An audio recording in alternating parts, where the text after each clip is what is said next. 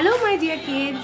A very warm welcome to all of you to Fun Drawing with me, Piyali. At last, this beautiful day has arrived, and I'm sure you all have been eagerly waiting for this session. So let's begin.